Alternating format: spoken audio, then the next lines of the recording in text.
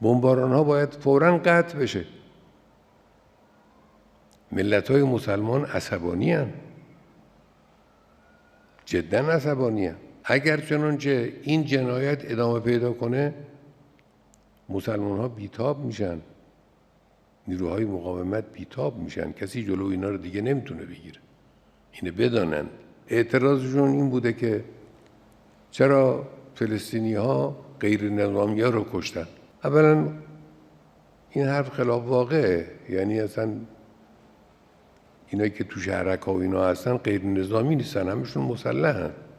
حالا گیرم غیر نظامی، چه تعداد غیر نظامی کشته شدن؟